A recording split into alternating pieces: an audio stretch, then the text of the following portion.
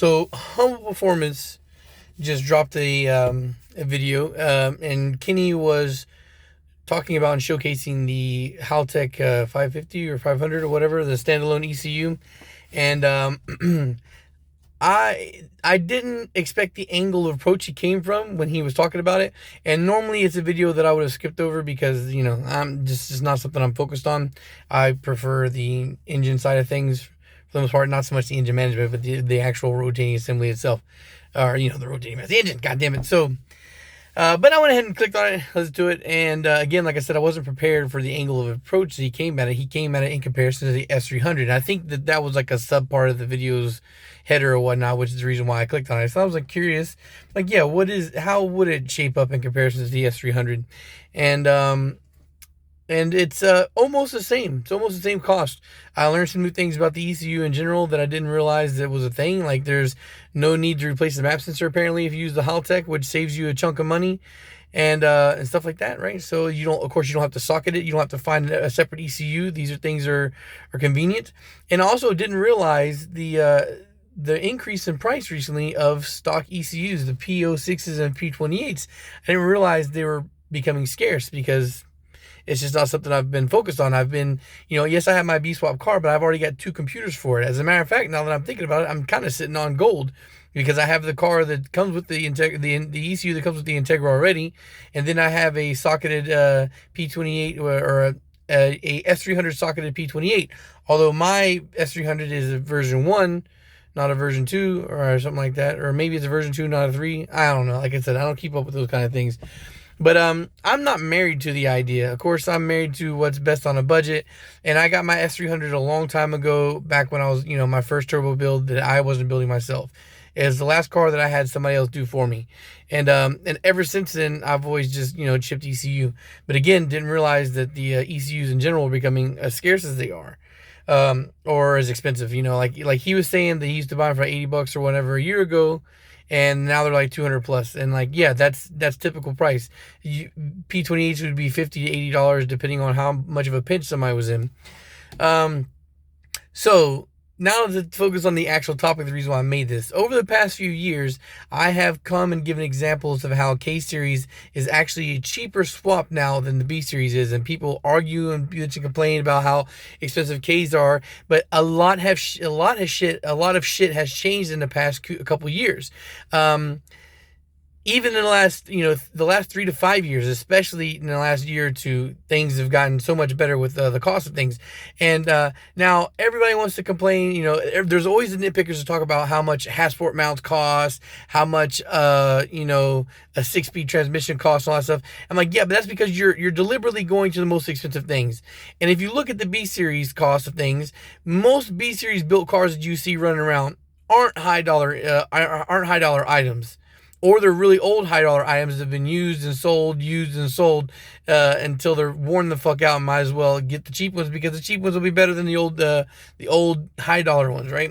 So if you put them on level playing fields, expensive to expensive versions of the items, Chinese to Chinese, the K-Series wins out all the time now, 100%.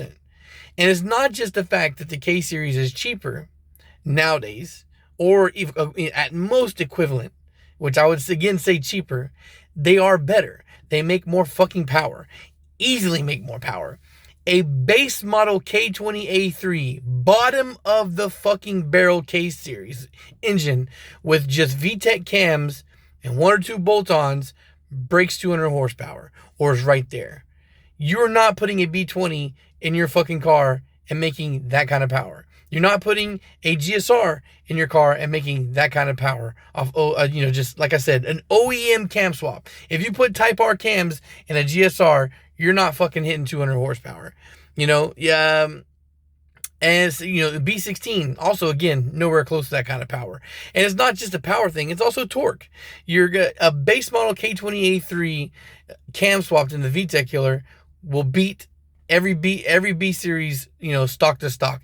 Again, of course, VTEC Killer isn't a stock thing for the K20A3, obviously, or for the K24A4, which makes even more power than the K20A3. But let's just say, like I said, a cam swap. We're not even talking about like Type R or the best versions of the OEM cams. We're talking about like a fucking RBB's cams in those engines make that kind of power. So it's a more powerful engine. And how much can you get a base model for? A base model engine for it? If you fucking play the market and you pay attention, you can get them cheap. Or you can go to a junkyard and pull one for a couple $100.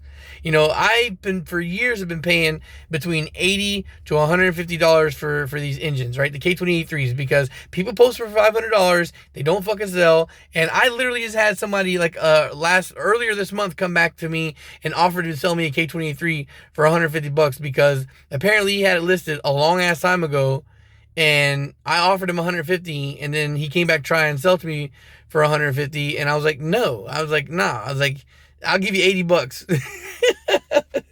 I'm good, and then the same thing with the K24A4. The K24A4, nothing, not even cracked open with just a cam swap, makes more power.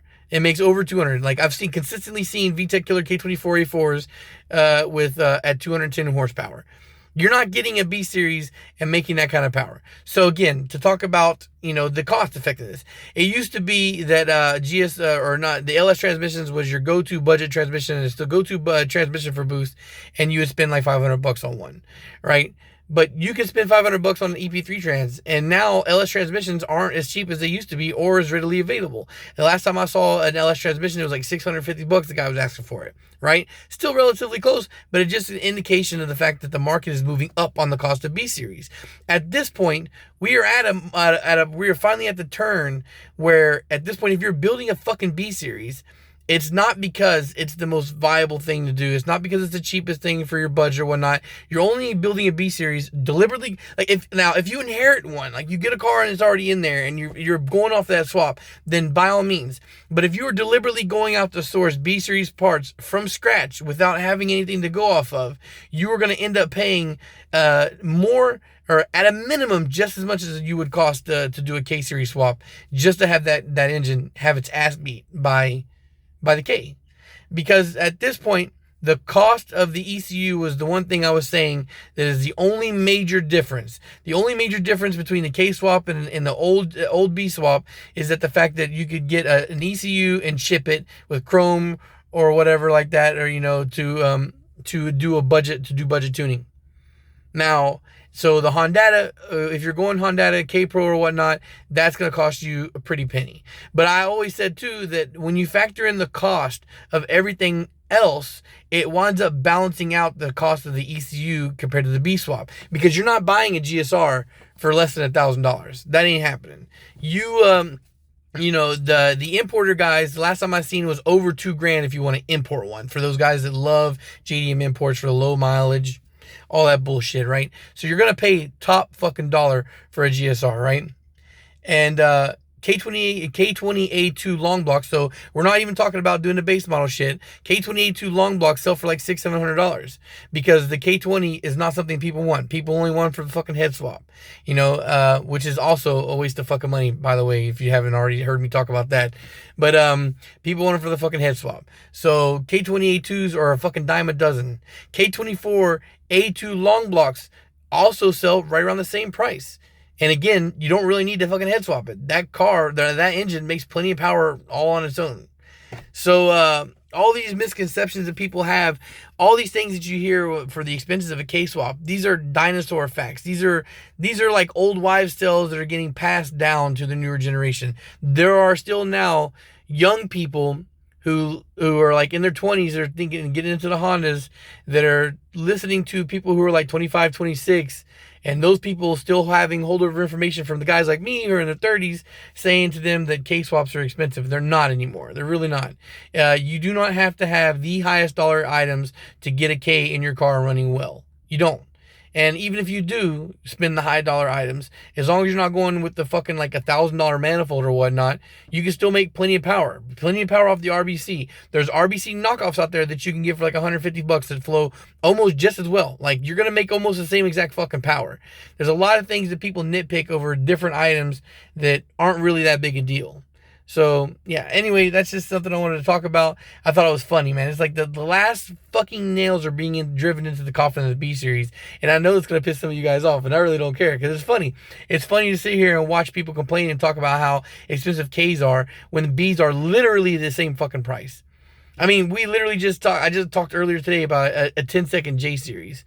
You know, we're talking about it's a junkyard fucking pool. Like they went to a junkyard, found a J32, yanked it out of the fucking crash car, put it in the fucking car, tuned nitro meth, ran 10-1.